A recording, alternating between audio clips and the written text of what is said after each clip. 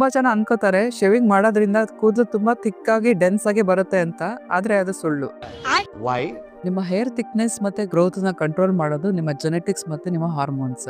ನೀವು ರೇಸರ್ ಉಪಯೋಗಿಸಿದಾಗ ಅದು ಕಟ್ ಮಾಡೋದು ಚರ್ಮದ ಮೇಲಿನ ಕೂದಲನ್ ಮಾತ್ರ, ಅದು ರೂಟ್ ಅನ್ನು ಟಚ್ ಮಾಡೋದೇ ಇಲ್ಲ. ಹಾಗಾಗಿ ಕೂದಲು ಥಿಕ್ ಆಗಿ ಮತ್ತೆ ಡೆನ್ಸ್ ಆಗಿ ಬರೋಕೆ ಸಾಧ್ಯನೇ ಇಲ್ಲ.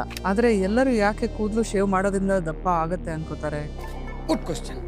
You are a good question. ಯಾಕಂದ್ರೆ ತುಂಬಾ ಜನ ಶೇವಿಂಗ್ ಮಾಡಕ್ ಶುರು ಮಾಡೋದು ಅವ್ರ ಹಾರ್ಮೋನ್ಸ್ ಕೂಡ ಚೇಂಜ್ ಆಗೋ ಟೈಮಲ್ಲೇನೆ. ಆ ಟೈಮಲ್ಲಿ PCOD, ಥೈರಾಯ್ಡ್ ಇಶ್ಯೂಸ್ ಕೂಡ ಬರಬಹುದು. ನೀವು ಶೇವ್ ಮಾಡಿದ್ಮೇಲೆ ಕೂದಲು ವಾಪಸ್ ಬರುತ್ತಲ್ಲ, ಅದು ನೋಡಕ್ಕೆ ಸ್ವಲ್ಪ ಡಾರ್ಕ್ ಕಾಣುತ್ತೆ, ಸ್ವಲ್ಪ ದಪ್ಪ ಫೀಲ್ ಆಗತ್ತೆ, ಆದ್ರೆ ಆಕ್ಚುಲಿ ದಪ್ಪ ಆಗಿರಲ್ಲ. ಎಲ್ಲ ಕೂದಲು ಒಂದೇ ಸಮವಾಗಿ ಬೆಳೆಯುವಾಗ ಅದು ಜಾಸ್ತಿ ಕಾಣಿಸುತ್ತೆ, ಆದ್ರೆ number of hair follicle same ಇರುತ್ತೆ. ಇನ್ನೊಂದು ರೀಸನ್ ಏನಂದ್ರೆ ನಿಮ್ ಪರ್ಸೆಪ್ಷನ್ ಆಲ್ಸೋ. ನೀವು ಮುಂಚೆ ನಿಮ್ ಕೂದಲು ಗ್ರೋತ್ ನ ದಿನ ಅಬ್ಸರ್ವ್ ಮಾಡ್ತಿರಲ್ಲ, ಶೇವ್ ಮಾಡಿದ್ಮೇಲೆ ಅಯ್ಯೋ ಇದೇನು ಇಷ್ಟು ದಪ್ಪ ಬರ್ತಾ ಇದೆಯಲ್ಲಪ್ಪ ಅಂತ ಅನ್ಸುತ್ತೆ ಅಷ್ಟೇ. ಹಾಗಾಗಿ ಶೇವಿಂಗ್ ನಿಮ್ಮ ಕೂದಲನ್ನ ದಪ್ಪನೂ ಬರ್ಸಲ್ಲ, ಡೆನ್ಸಿಟಿನೂ ಜಾಸ್ತಿ ಮಾಡಲ್ಲ. ಅದು ಹಾರ್ಮೋನ್ಸ್ ಮತ್ತೆ ಜೆನೆಟಿಕ್ಸ್ ಇಂದ ಮಾತ್ರ ಸಾಧ್ಯ. ಯಾರಾದ್ರೂ ನಿಮ್ಮ ಹತ್ರ ಕೂದಲು ದಪ್ಪ ಆಗ್ಬೇಕಂದ್ರೆ, ಡೆನ್ಸ್ ಆಗಿ ಬರ್ಬೇಕಂದ್ರೆ ಶೇವ್ ಮಾಡ್ಬೇಕು ಅಂತಾರಲ್ಲ, ಅವ್ರ ಹತ್ರ ಈ ವಿಡಿಯೋ ಶೇರ್ ಮಾಡಿ.